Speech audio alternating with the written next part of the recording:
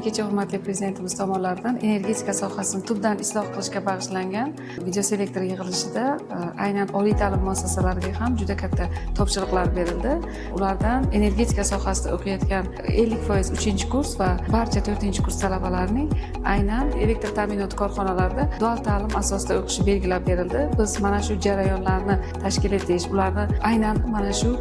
hududdagi elektr ta'minoti korxonalarini professor o'qituvchilarimiz bilan birgalikda mana shu jarayonlarni tashkil qilish, talabalarimizni dual ta'limini qanday tashkil etish masalalari bilan elektr ta'minot korxonalari imkoniyatlarini o'rganib chiqyapmiz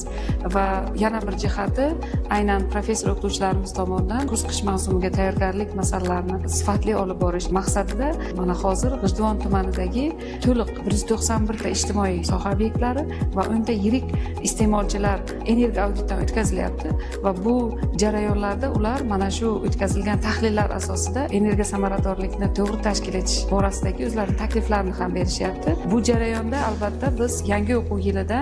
aynan talabalarimizni qanday mana shu joylarda dual ta'lim tashkil qilish, talabalarimiz uchun mana shu joyda ham ishlab, ham o'qish jarayonlarini tashkil etishni ko'rib chiqyapmiz.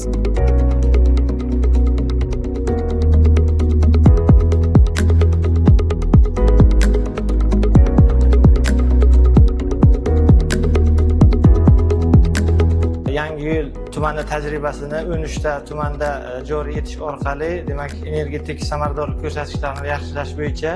Buxoro davlat texnika universiteti professor o'qituvchilari mana G'ijduvon tumanida bir qancha tibbiyot muassasalari, sanoat korxonalari va yirik korxonalarda energetik audit ishlari olib borildi va bu jarayonga dual ta'limda tahsil oladigan talabalar ham jalb qilindi va bu prezidentimiz tomonidan aytib o'tilgan energetika sohasida dual ta'limni 3-4 bosqich talabalarida